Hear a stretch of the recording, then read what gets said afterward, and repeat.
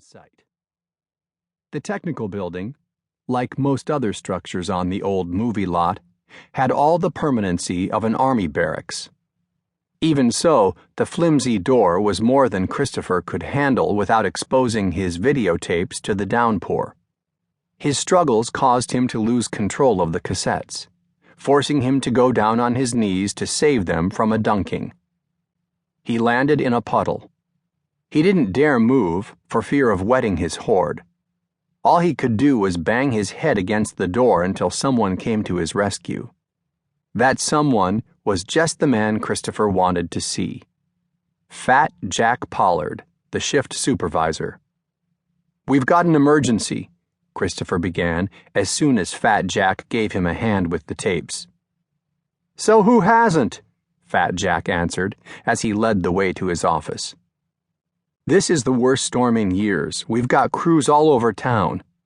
I'm on deadline and every tape editor in the news department is tied up." "So you've come to me? Can you spare someone?" "Your boss called to ask me the same thing not 2 minutes ago." "What did you tell him?" "The same thing I'll tell you.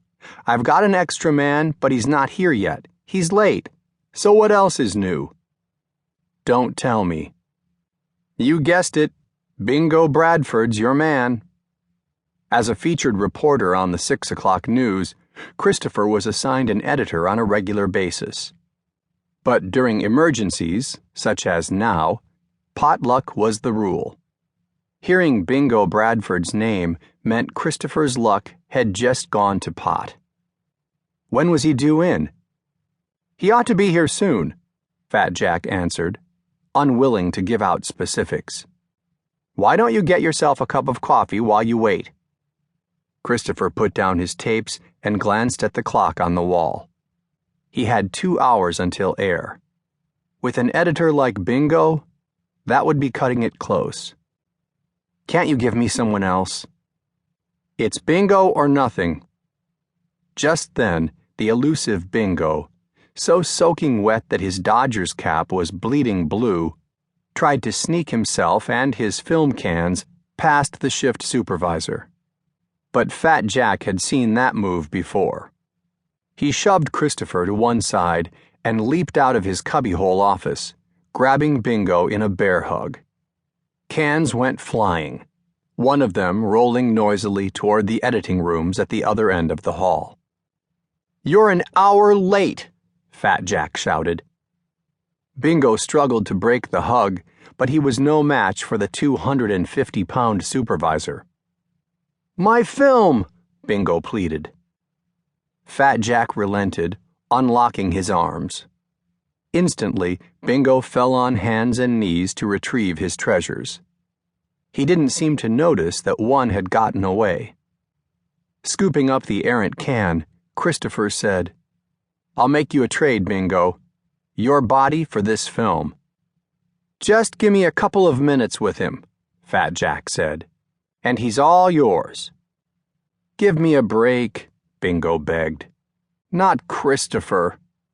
The tape editor, who was about as sensitive as an Arab terrorist, spoke as though the reporter wasn't there. "Anybody but him." Fat Jack shook his head. "In case you haven't noticed, we've got a big story on our hands." Bingo raised his eyes skyward as if seeking the rain, which had been coming down steadily for 5 days, dumping more than 2 inches of water on Los Angeles every 24 hours. "I've had it with you," the shift supervisor announced. He, too, ignored the reporter's presence. "Relax, Jack. We can talk later. Right now, it's costing me money not to punch in." The videotape supervisor snorted. "Since when? You know I covered for you. Your time card says you were here right on the dot. But that's it. From now on, you don't get so much as a coffee break. Christopher here has you for the next 8 hours.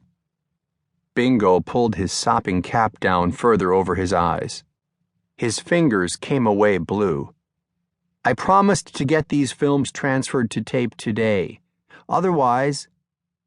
With a curse, Fat Jack cut Bingo off.